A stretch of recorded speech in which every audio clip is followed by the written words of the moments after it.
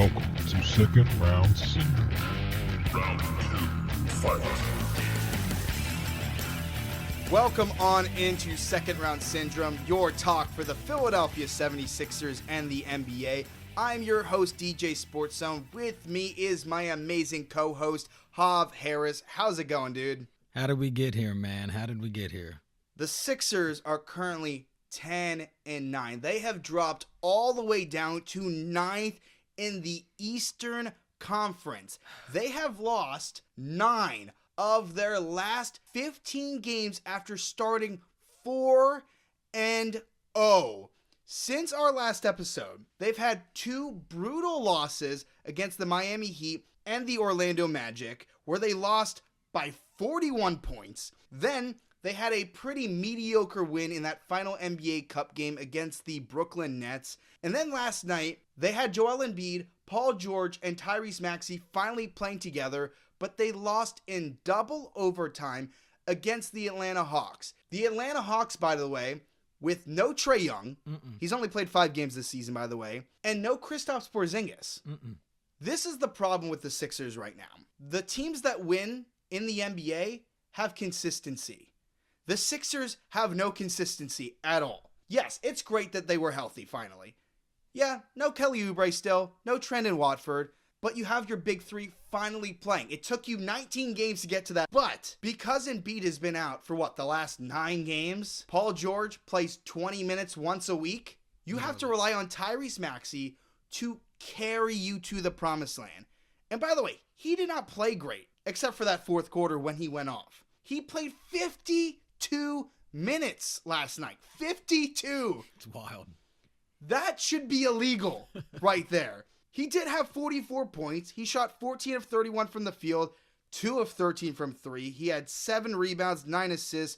He did have 6 turnovers, and he had a block. Joel Embiid, he only had 18 points in 30 minutes. Paul George had 16 points, 7 rebounds, 4 assists, 5 steals. Those are like TJ McConnell numbers, by the way. The only help that Tyrese Maxey really got was from Quentin Grimes. He played 46 minutes and had 28 points and 10 rebounds. Even Dominic Barlow, a two-way player, by the way, he played 45 minutes last night. I was going to say it. I don't know how you win games with this much inconsistency. And the problem is, you had 3 players last night, Embiid, Paul George, and even VJ Edgecombe, who returned. All 3 of them were on a minutes restriction. And that was the issue. They played through that overtime period, at least Joel Embiid and Paul George did. And because they were over their minutes, they couldn't play in that second overtime. And the Sixers just looked gassed. They showed, yeah. They had nothing left. Now, granted, if Tyrese Maxey hit his 2 free throws at the end of the first overtime, they would have won that game. They had that in the bag. But when you play 52 minutes, I understand why you don't hit those 2 free throws. I mean, he was 14 of 17 from the line. So it's not like he wasn't hitting his free throws. Just when it mattered the most, because he was so tired and he's leading the league in minutes, he wasn't able to get those 2 free throws. And luckily for the Hawks, Jalen Johnson was able to hit his free throws at the end of the game. So this is the problem. I mean, you let Jalen Johnson, who's having an all-star year, by the way, but he's not Trae Young, right? He had 41 points, 14 rebounds, and 7 assists. You also let Nickeil Alexander-Walker, who's having a great year, and I guess he's having some SGA within him, who knows, his cousin, 34 points, 8 rebounds, 7 assists. I mean, it's the Atlanta Hawks. Now, I think we should give the Hawks some respect. They're 13-8. They've won 9 games on the road. But come on, you have Joel Embiid, Paul George, and Tyrese Maxey on your roster. How do you let an Atlanta Hawks team without both Trae Young and Kristaps Porziņģis beat you? There's absolutely no excuse for it. And the problem is, the Sixers are not good defensively. They just can't defend. And at the same time, they can't box out. Rebounding's been one of the biggest struggles for this team for many, many years. It's not even just the offensive side of the glass now. It's both sides. They cannot rebound at all. And if you're watching this team, they're just looking at the ball. They're not boxing anybody out. They're not looking at the player they're supposed to be guarding. They're just waiting for the ball to come to them, or they're just waiting for the ball to do something magically. They're just waiting for the ball to magically get in their hands. I don't know what is going on with the 76ers. I blame a lot of that on the players themselves, and I blame a lot of that on coaching. Nick Nurse has done a really bad job this season. And I think one of the biggest arguments for what people are saying this season is, well, look at what Nick Nurse has had to deal with the last couple of seasons. Granted, I agree with a lot of that. But when you watch this team with two eyes, it is very easy to tell that they lack a good coach to put them in the direction of being able to defend, being able to get rebounds. I mean, Joel Embiid is, 7'3", and he was able to get only 4 rebounds. 4. I mean, you had Adem Bona. He only had 3 rebounds. Andre Drummond, he only played 5 minutes, but he had 1 rebound the whole night. I mean, that's ridiculous. It comes down to effort. But that's what I'm saying. Like, how are your best rebounders Quentin Grimes and Tyrese Maxey? 2 guards. 2 of the smallest players on the court. And that's why I don't think this is going to get any better. Because, yeah, it was nice seeing them on the floor. But are we going to see them on the floor on a consistent level? I just don't buy it. Because by next week, they're both going to be out. Yeah, by Tuesday, by the next game, I don't know if they're going to even play on Tuesday against the Wizards. Is there any guarantee that both of them will be in the lineup in terms of George and Embiid? I don't see, other than it's Paul George and Joel Embiid, they should be playing on Tuesday. They have a day of rest. They're still at home, so they don't have to travel anywhere. Absolutely. And it's the Wizards. So if you play your cards right, you shouldn't even have to play 40 minutes. Who's their best player on the Wizards? I mean, come on. I mean, they have C.J. McCollum. I mean, they have an old Chris Middleton who's past his prime. I mean, Koulibaly's still out if I'm correct. Yeah. Like, I don't understand why they wouldn't play. And that's the frustrating part is, once again, we're back to last season where there's constant question marks. Now, I think the difference is Tyrese Maxey's found his role a lot better. He knows he just has to carry this team to the promised land. And because of that, I feel like Joel Embiid and Paul George should give Tyrese Maxey like half their paycheck. Because at this point, he's dragging this team through the mud and he has zero help. Quentin Grimes should not be your second option. No. Right? Quentin Grimes can be one of the best players and one of the worst players on any given night. Right? He is a walking turnover. He cannot dribble the ball without giving it up. And that's the issue. And Nick Nurse doesn't seem to understand how to use his guard rotation. After the Brooklyn Nets game, he was saying that VJ Edgecombe is the backup point guard behind Maxey and number 3 is Trendon Watford. It just makes no sense to me at all. Like, you have Jared McCain on your roster. And Jared McCain, he hasn't had the best season coming back from injury. No, but he's finally coming into form, it looks like. Right. In that Nets game, he had a solid performance. Now last night, he was not good at all. I mean, he only had 5 points. He was a minus 18 on the floor. But Nick Nurse needs to be using him as a primary facilitator. There were lineups for that Orlando game and for that Nets game where he was playing Jared McCain, Tyrese Maxey, and Kyle freaking Lowry. Why is Kyle Lowry out on the floor? It still baffles me that we're doing this. Kyle Lowry should not touch an NBA floor this season. And I have a lot of respect for Kyle Lowry. He's a champion. He's going to get his number retired one day by the Toronto Raptors. I have a ton of respect for Kyle Lowry. He is way past his prime, and he should only be there to be a mentor. A Udonis Haslem role. That's it. I do not want to see him unless it's garbage time. Which, in those moments, it was not garbage time. I don't want to see him out there. The funny thing about it was, he was the main reason I feel like that Andre Drummond got injured in that Nets game. Because as soon as Drummond fell, he went straight on Kyle Lowry's foot. And I just think, I think the Drummond thing is vengeance for what he did in that Orlando game. Like, and that's the problem. Like, I don't understand why Nick Nurse can't get this team together. I mean, you're down at that point by 24 points? Mm-hmm. You lost by 41, but you have Andre Drummond for no reason poking at Wendell Carter Jr.'s jersey. He's pulling his pants. Like, it was some of the most bizarre thing I've ever seen. And obviously, Wendell Carter is defending himself like anyone would if you're pulling somebody's pants. Of course. You're tugging at their jersey, right? Even Jalen Suggs is getting involved. And what does Drummond do? He decides to put his dukes up for no reason. I mean, that's going to be on Shaqtin' a Fool easily. And then, once Jalen Suggs gets involved, Jabari Walker even gets involved in the action. Drummond's running around the court, clapping, trying to wave his hands, hyping up the Xfinity Mobile Arena when you're down by 24 points. Like, are you kidding me right now? If you're up by 24, okay, fine. Hype up the crowd, but you're losing so many games, and this team cannot stay healthy. It just doesn't make any sense to me. And again, you lost that badly to an Orlando Magic team that didn't have Paulo Banchero. Franz Wagner did not play well. Anthony Black, you let him go off in that game.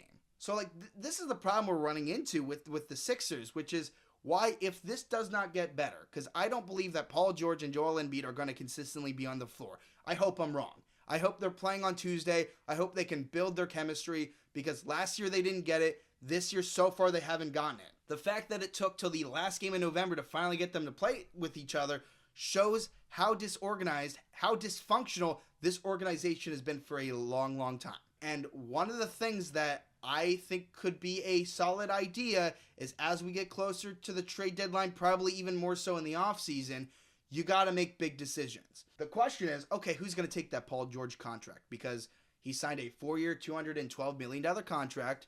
2 years of that will be over. I think it will be much easier to trade his contract with 2 years left.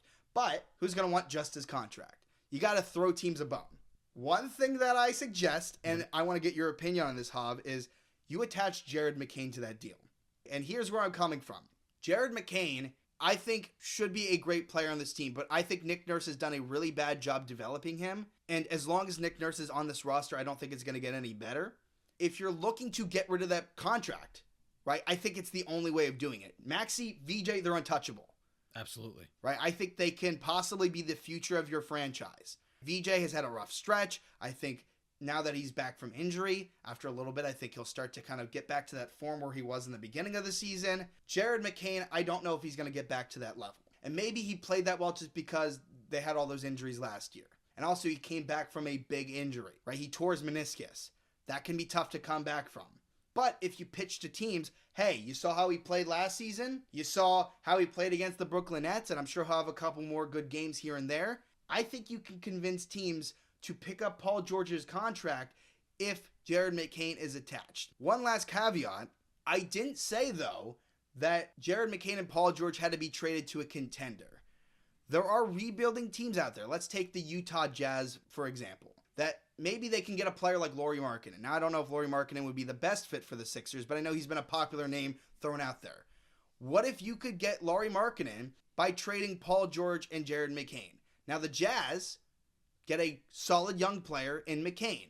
Paul George, they could do a couple options. They could waive and stretch him. I don't know if they could buy him out with 2 years left, but waiving and stretching with 2 years left, that's cool. Or he could just chill there, kind of like what Kevin Love is doing. I know they have a few other older players there like George Niang and Kyle Anderson. I think it could be a feasible option to get rid of that contract if a young rebuilding team could get a player like Jared McCain. That I think would fit nicely with the young core of the Utah Jazz. What do you think of that type of move? I think it's certainly a sensible option for the Sixers for sure. You mentioned on previous episodes that the Sixers don't necessarily have the most draft capital to trade, so they're going to have to attach something to get rid of that contract. It's not an Al Horford situation where they can just dump first-round picks to OKC and say, take this bad deal that we made. I would not be opposed to it. Jared McCain's a great young player. Like you said, he has the potential still. The shine hasn't worn off yet. Right. I just don't think that he's going to fully blossom here with the guard rotation that we have. So why not, while his value's still high and he's still a young, controllable asset, attach him to Paul George? If you're telling me we get off the Paul George contract, I'm almost down for anything. Right. You're telling me that I just have to attach a bench guard for as good as he is and his potential? Sign me up.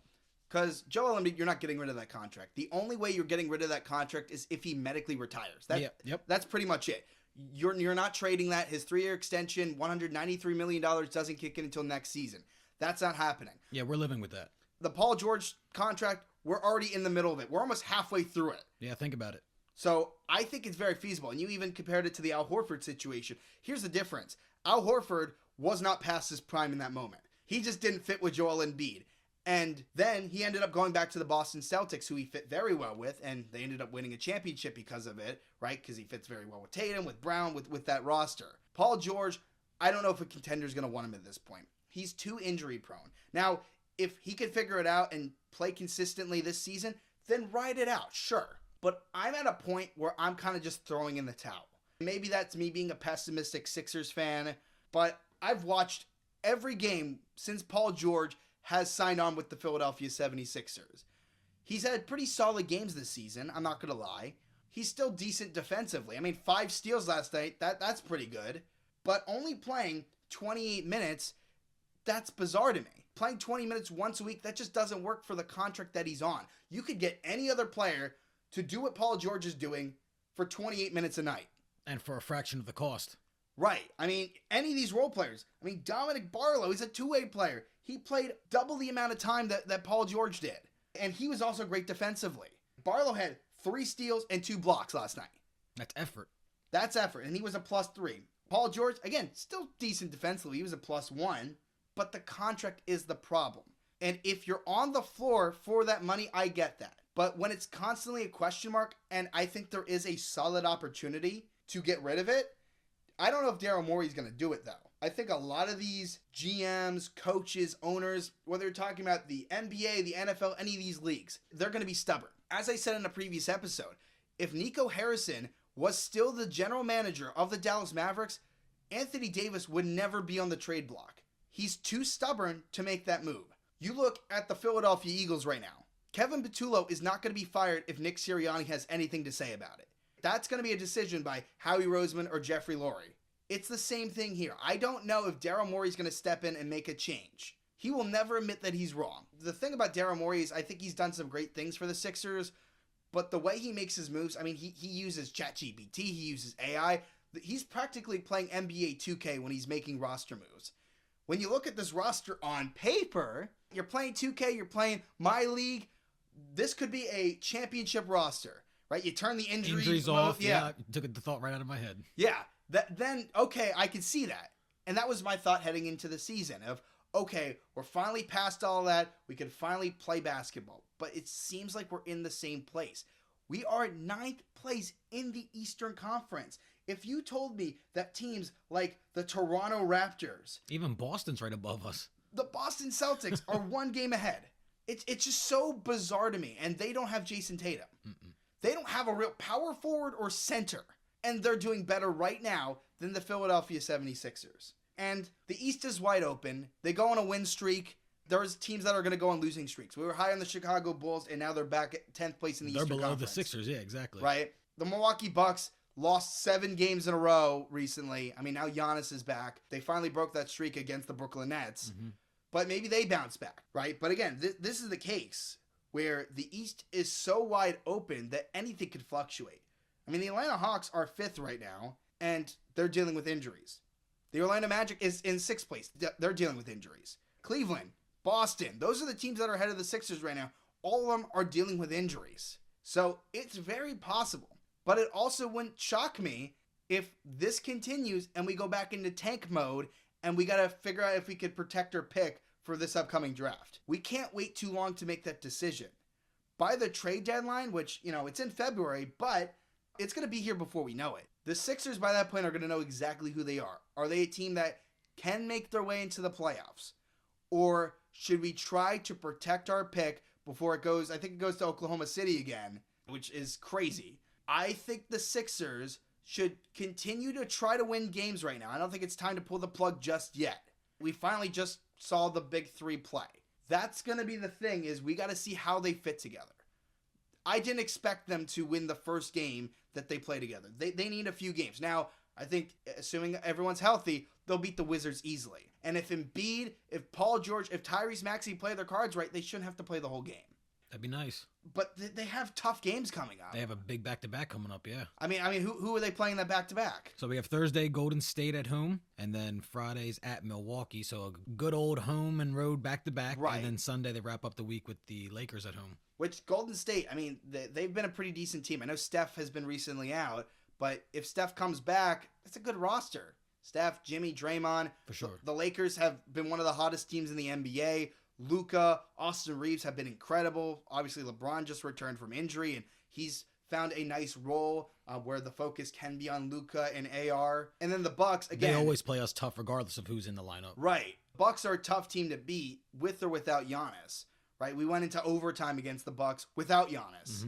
So now that he's back, they got to figure things out themselves. So the Sixers have so many moves that they got to figure out this offseason. And they just got to find the right mentality, because listening to these coaches and these players after the game, they just say some of the most bizarre things. I want to play a clip of something Paul George said after the game last night against the Atlanta Hawks. It's so hard for me to set up how bizarre this clip is. Some of the things he says. So take a listen to what Paul George said after the double overtime loss against the Atlanta Hawks. I feel good. I asked for more minutes out there, just how the game was going, how my body was feeling. Back got a little tight, but, that's going to happen. That was the most minutes I've kind of played consecutively. So it's good. It's nothing to be concerned with. But I felt good being back on the floor. Again, I think it's just try to get rhythm the biggest thing is just trying to find rhythm and trying to keep rhythm and you know, seeing where shots will come and put the work in now. You know, I think I'm kind of, you know, the bird leaving the nest, getting to fly and flap my wings a little bit more. So it feels good to kind of be on the healthy side. That's just so bizarre to me. First of all, before we even get into the bizarre bird comparison, he mentioned back tightness. He played 28 minutes, and he's talking about back tightness.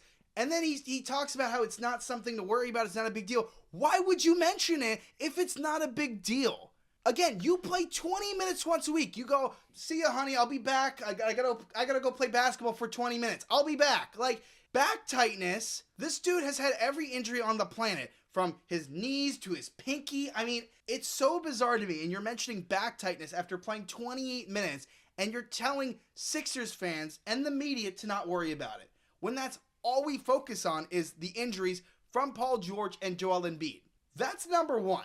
Number two, what on earth are you talking about with a bird coming out of the net? Like, what are you talking about? Play the game. It's just so mind-blowing to me, some of the things they say. It kind of reminds me of the Nick Sirianni rock, paper, scissors when he first got hired. Or fertilizing the plant. Yeah, like, come on. Like, just play the game of basketball. Nobody wants to hear any of this stuff. We want to see you win basketball games. And we get it. There needs to be consistency. It's what I've been saying all episode here. But just stop talking. Play the game. We've heard enough of you talk, right? We've seen the podcast. It was so bad that Sixers fans basically forced you to step away from the podcast last season. And this season, you haven't even touched the podcast since the regular season started up. Probably for the best. It is probably for the best. And again, if you're winning games, do what you want, right? It's the same thing what I've said about the Eagles. When the Eagles were winning, Sirianni, say whatever you want. But now that the Eagles have brutally lost the last 2 games, shut up and focus on football. Same thing here with Paul George. Nobody wants to hear these comments. Just say we didn't play well, I got to play better, and we're going to fix it for Tuesday. That's all you got to say. And fans will go, okay, at least they're saying something right here. At least they're admitting that they need to work on things. There's no beating around the bush here. It's just so bizarre. But moves have to be made. And one move that people seem to never get over, which another thing that I don't understand, is Ben Simmons. That's your buddy. We're at the point where 20 years from now, 30 years from now, 100 years from now, long after Tyrese Maxey, Joel Embiid, VJ Edgecombe, all of them are off the roster. Our kids. Right, they're going to be like, oh, you know who's going to be great on this roster? Remember Ben Simmons? And why I'm bringing this up is, on a recent Instagram post that Ben Simmons made, somebody wrote a comment, and he liked it, which a lot of people are commenting on it, which here's what the comment said that Ben Simmons liked. They said, quote, "You'd be a great fit on this current Philly team. Maxey, Edgecombe, PG, Ben, Joel." Blech. Like, what are we talking about? First of all, before I even talk about Ben Simmons himself and what he's done in the last couple of years, you're expecting Ben Simmons to play the power forward position? He is not a power forward. Even if you talk about in his prime, which it's crazy talking about his prime being his like second, third year in the league. But in his prime, he did not play power forward. He basically can't play any position. That's the problem. And former Nets coach Jacques Vaughn even commented on this when Ben Simmons was on the Brooklyn Nets, saying that he couldn't play at any position. He can't play the guard position because he needs the ball in his hand. He can't play the forward position because he can't shoot. He can't play the center position because he's undersized and he can't rebound. What do you think Ben Simmons is going to do on this roster? Tyrese Maxey needs help. He needs a scorer, and the team needs somebody who can rebound the basketball.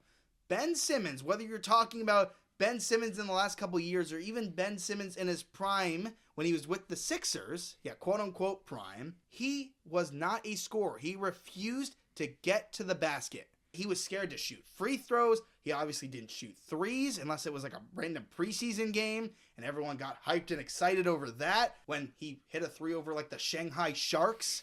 But what do you think Ben Simmons is going to do for this team? He can't run an offense. And by the way, if Ben Simmons is so valuable, why isn't he on an NBA team? Out of 30 teams in the NBA, not one in him. Now, the New York Knicks did have interest in him in the offseason for some reason. Maybe that would have been laughable if that actually happened. But Ben Simmons was offended that they offered him a vet minimum. And maybe you'll say, okay, but in 2021, he was an all-star. He was runner-up for Defensive Player of the Year. Okay, cool. That was 2021. What has he done since then? On the Brooklyn Nets, he didn't average any more than like 6 points per game. And then you look at last season. He got bought out by the Nets. He signed with the LA Clippers. And in the playoffs, that first round series, it went to 7 games against the Denver Nuggets. The dude averaged 0.8 points per game. Let me say that again. 0.8 points per game. He couldn't even average one singular point.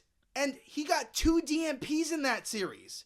He played 5 of those 7 games. It was so bad that Ty Lue didn't want to play him. What on earth do you think he's going to do for this roster? And I know fans, there are fans out there that I think only want him back for the story. Yeah, so they can wear their 25 jerseys again. And okay, maybe in Fantasyland that would be a cute story, but we live in this thing called reality. Ben Simmons does not play basketball anymore. He stopped playing basketball when he was afraid to dunk the ball over 5'11" Trae Young as a guy that's 6'11". He was afraid to dunk the ball over Trae Young, right? And we could go over the history of what he did at the end of his time in Philadelphia. He said there was back problems. He said there was mental health issues.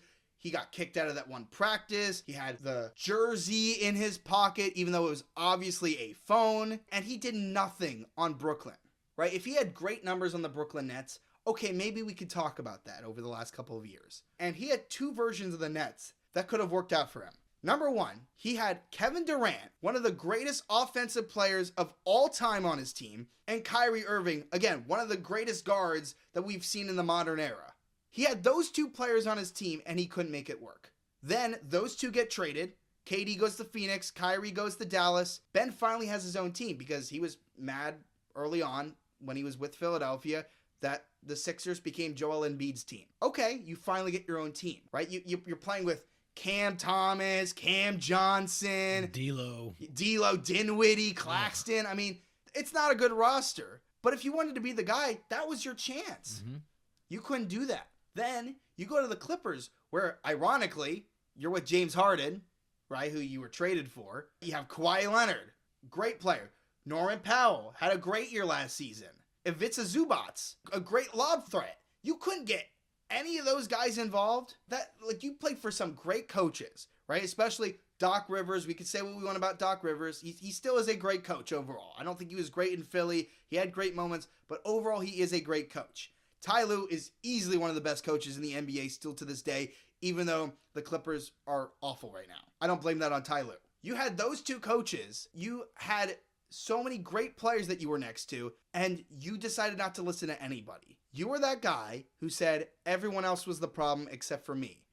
Oh, Joel Embiid, Doc Rivers, they threw me under the bus. So what? You refused to learn how to shoot the ball, right? And if anything, you got worse. I mean, you became an all-star in 2021, and you averaged about 14 points a game. Now that's unheard of. Now everyone is averaging 25 to 30 points per game. The league is evolving, and you didn't. Yeah, he didn't grow at all. Right? He came into the league.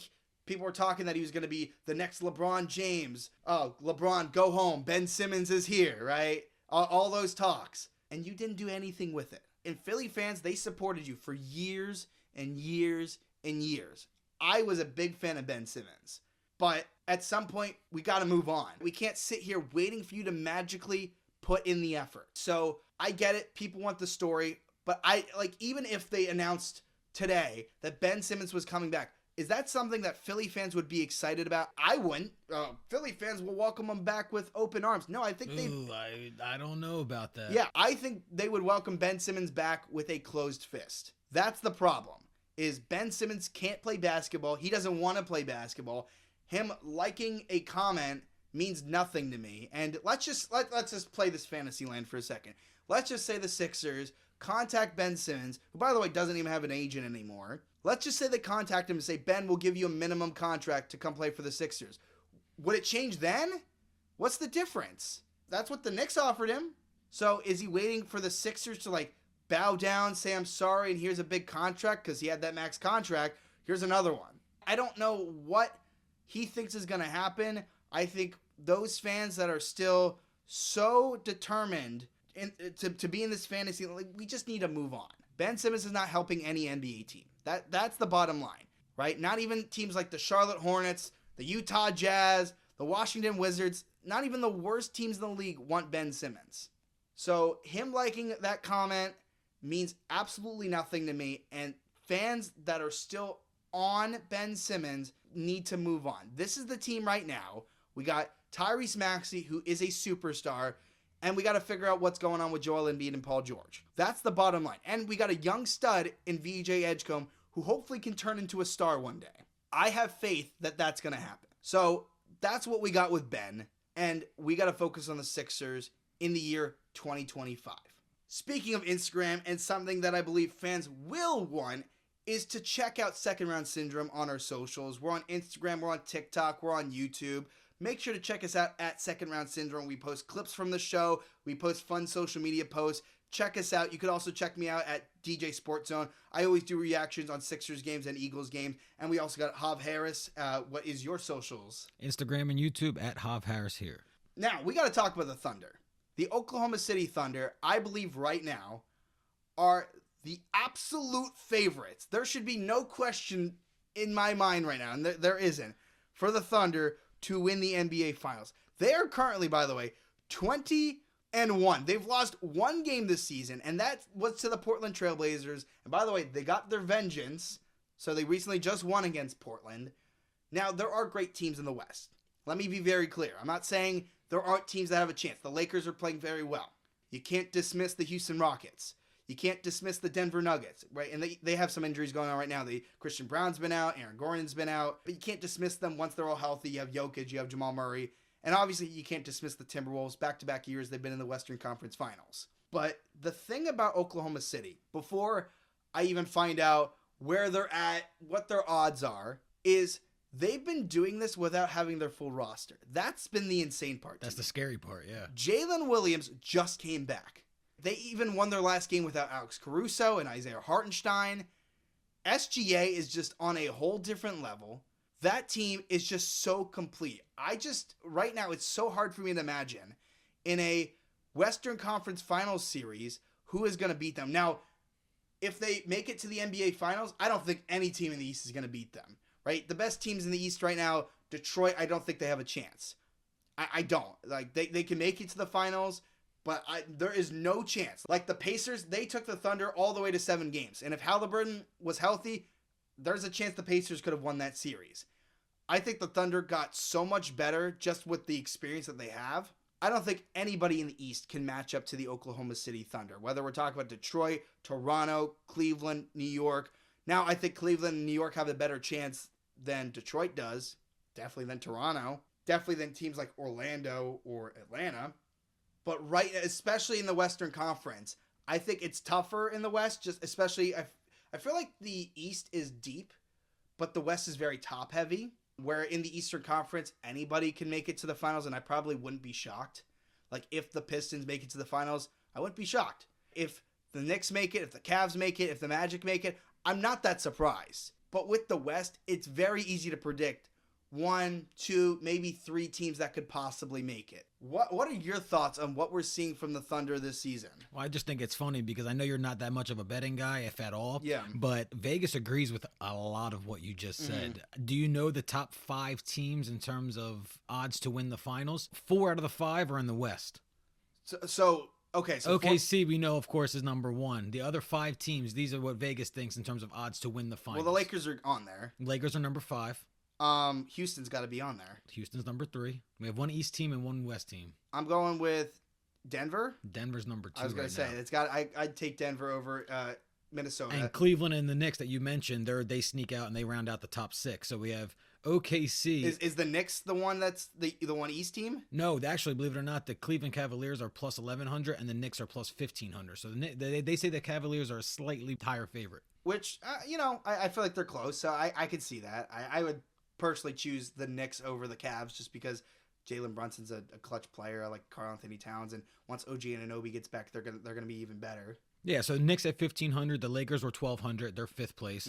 Cleveland at plus 1,100, Houston was plus 1,000, Denver's a distant second at plus 500. And then OKC, you said that if you had a $100 fictional hypothetical bet, you would throw it down on OKC to win the finals right now. No ifs, ands, or buts.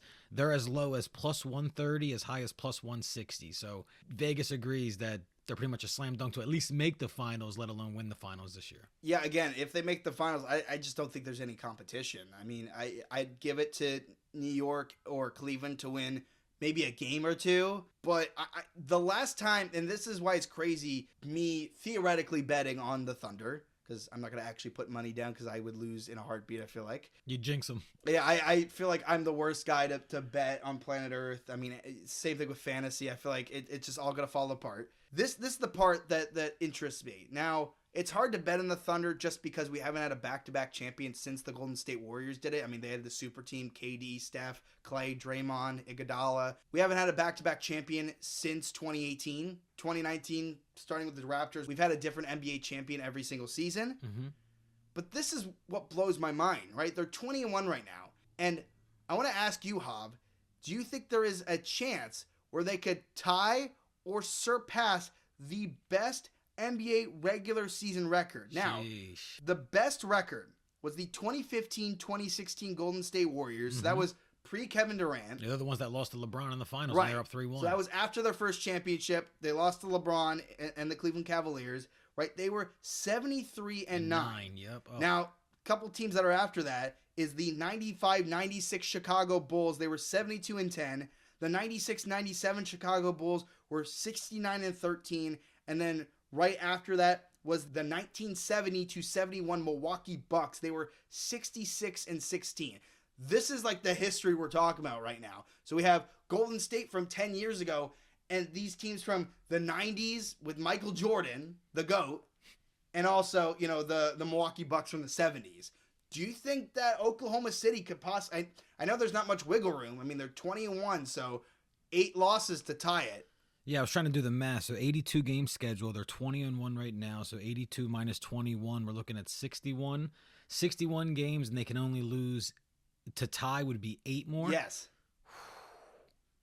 I mean, just looking at the landscape of the NBA, I guess technically they can do it. Mm-hmm. They're that dominant, and they have been so far. Now, listen, anybody can go through a losing 5 out of 6. I mean, I've seen the best teams do that. It's just you hit a bad 2-week stretch, and then you kind of find yourself. But this OKC team, they may be deep enough, like you mentioned many times. They don't have to be healthy. They don't have to be healthy, because if one guy goes out, whether it's... I mean, SGA is probably the biggest difference maker, but if Chet goes out, you've seen them play without Jalen Williams, who's going to stop them? But we even saw in the playoffs last year, when SGA had bad games, who stepped up? Jalen Williams. Yep. Right? And even this season, Chet Holmgren has been so much different. And you've given love to all their role players, too, like Mitchell, like Kason Wallace, like Isaiah Joe. And again, I mean, they're so deep that I feel like they're going to be a threat for years to come, even when they can't sign Alex Caruso, Hardenstein, Lou Dort. I mean, they got Topic coming up. They got Thomas Sorber coming up. And the 1,000 more draft picks for days, yeah. So, I mean, they got so much. AJ Mitchell's had a great year. Like, it's just so mind-blowing to me and that I think it's a possibility of we're going to see one of the greatest teams in the last 20 years, right? And, again, that's comparing it to that Golden State super team. And I think even part of me wants to say that the Thunder could be a better team than Golden State because they're all homegrown. Right, obviously they traded for SGA, but after 1 year, they raised him. So he basically was homegrown. Obviously, Golden State, we don't know if they would have won those championships if they didn't end up signing Kevin Durant. We don't know. Mm-hmm. Obviously, they won the one. They won another one after KD left, but obviously a lot of those moves post Kevin Durant led to getting Andrew Wiggins, right? Because obviously, going from KD to D'Angelo Russell ended up getting traded for Andrew Wiggins.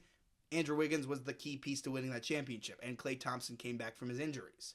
Oklahoma City, I just think, is on a whole different level, and we could be looking at them as one of the greatest teams possibly of all time, right? We were comparing them in the finals last year to the Oklahoma City team that went to the finals in 2012 with Russ and KD and Harden, Ibaka.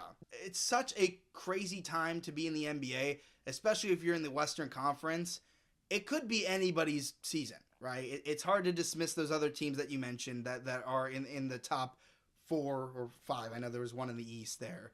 but you got to find a way to shut down this team. And I just don't know if any of those teams can do it. I mean, who do you think has the best chance of defeating Oklahoma City?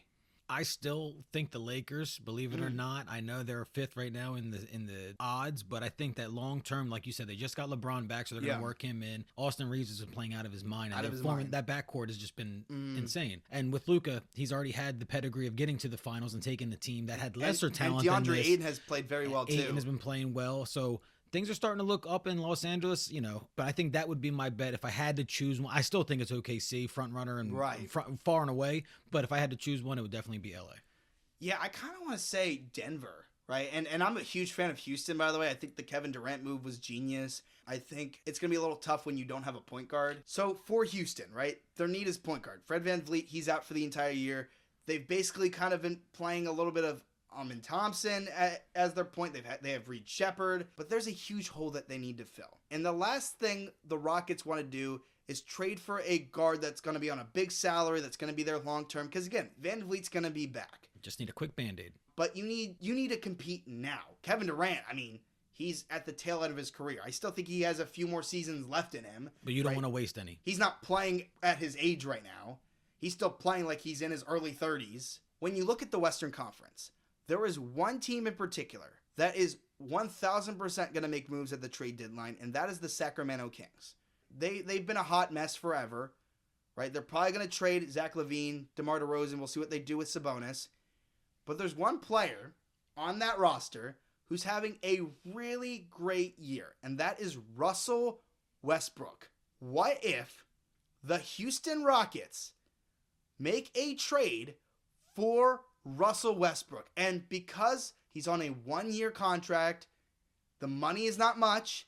I think you could trade away a role player that you don't use to Sacramento, right? Maybe you can trade away a pick.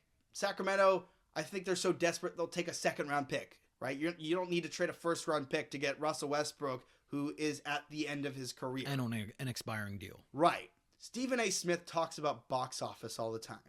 There is nothing more box office than seeing Russell Westbrook and Kevin Durant reunite. And even before Russ signed with the Sacramento Kings, KD even said he wouldn't mind teaming up with Russ once again. I feel like a lot of time has passed. They both have grown as human beings. I think they could put aside their differences, right? It's the NBA. Chris Paul and James Harden didn't get along. Now they're back on the same team. Mm-hmm. It is totally possible for them to get over their differences and win a championship, something they were not able to do in Oklahoma City. What if, and he's at least had experience playing in Houston, which is cool, Russ. So I'm sure, and he played very well when he was with the Rockets that 1 year. For sure. I'm sure they would welcome him back. And you need somebody that can get other people involved. There is not a better playmaker that could be on the market right now than Russ. That doesn't need the ball in his hands and doesn't need to shoot the ball. He does not need to shoot the ball at all, right? And he'll get his shot, but his primary focus is to get the ball to Şengün, to get the ball to KD, to get the ball to Amin Thompson. They have to Jabari Smith Jr., right? They have such a great roster, and he's also had experience playing with Steven Adams too. Mm-hmm. He's had experience playing with Clint Capella. So he's had experience playing with a lot of guys on that roster. I think he'd be able to fit right in. He's that glue guy. He's great in the locker room.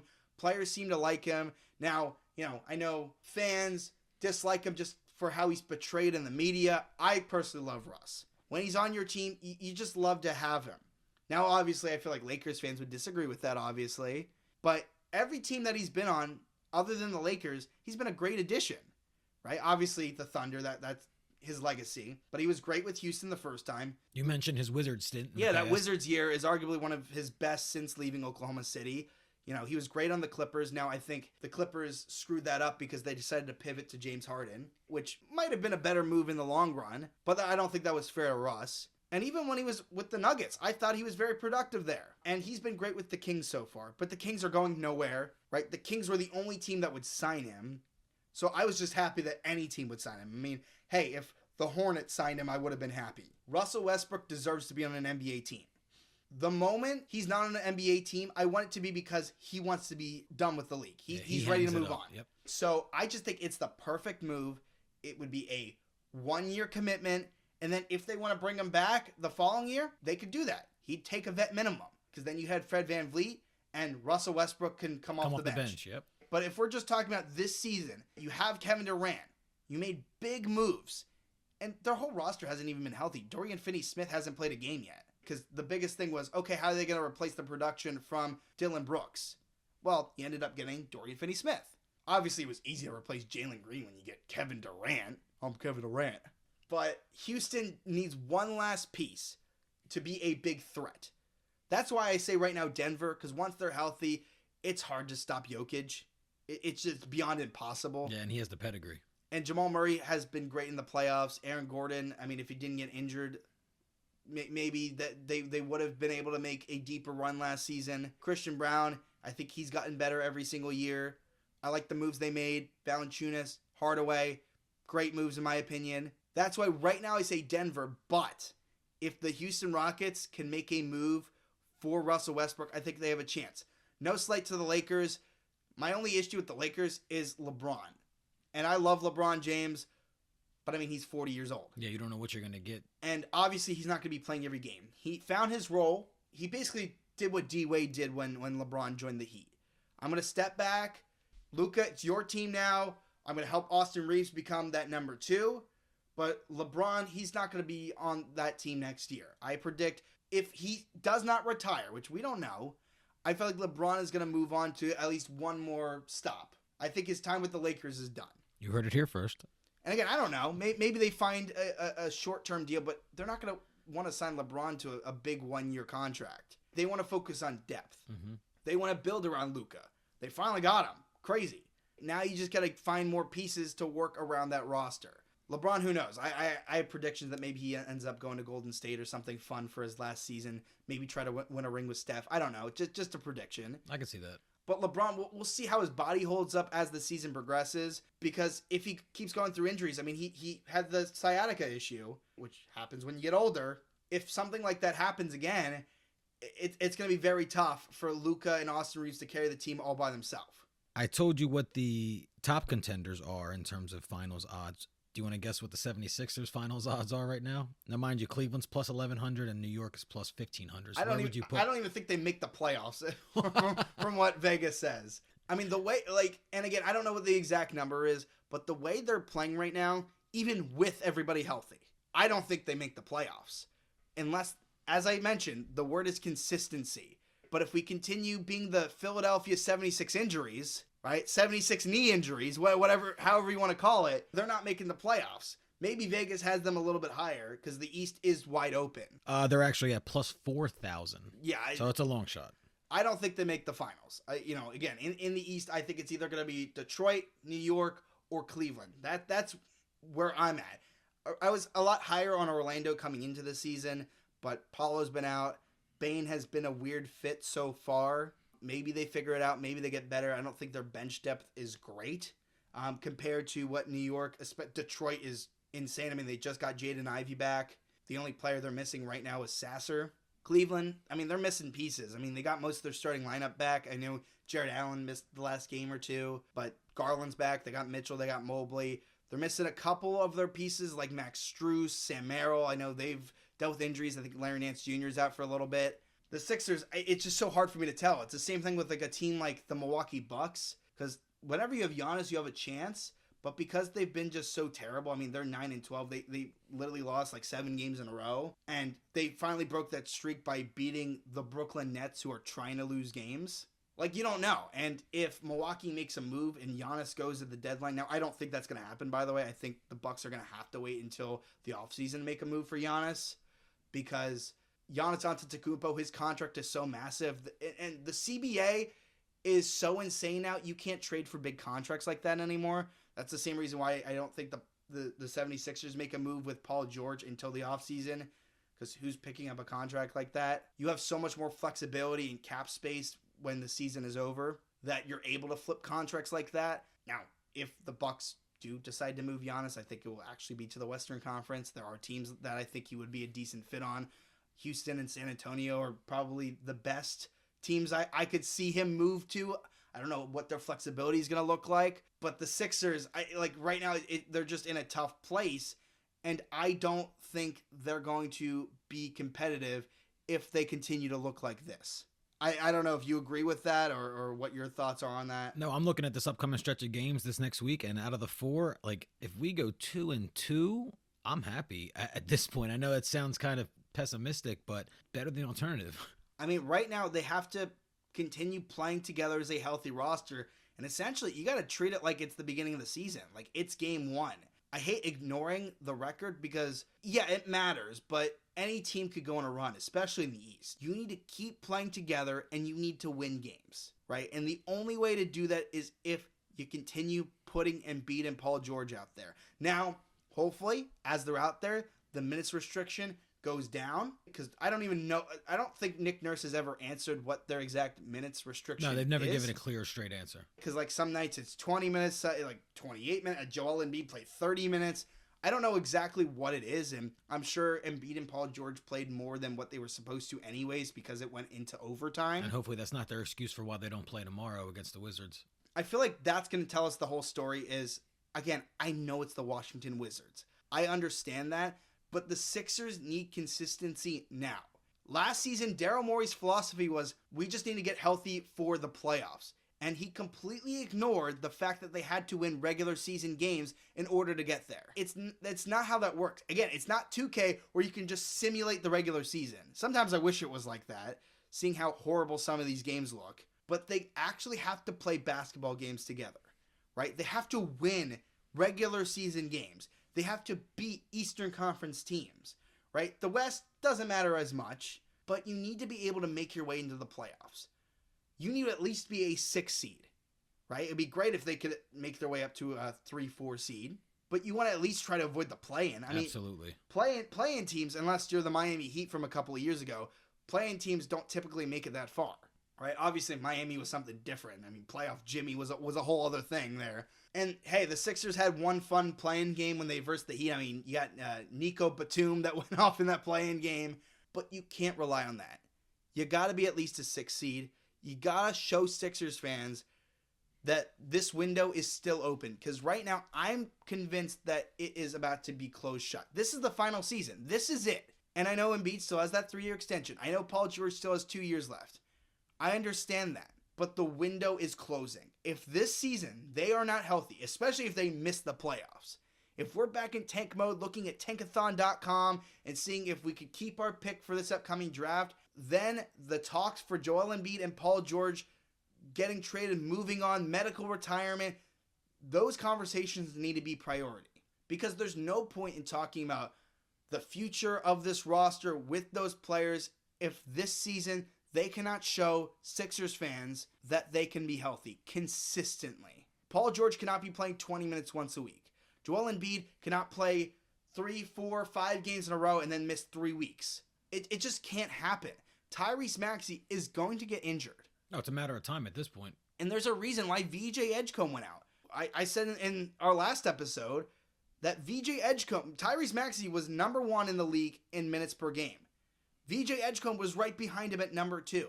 Both of them were playing more minutes than Luka, than SGA, than Jokic, Giannis, the best players in the league, right? VJ Edgecombe, a rookie, was playing more minutes than these guys.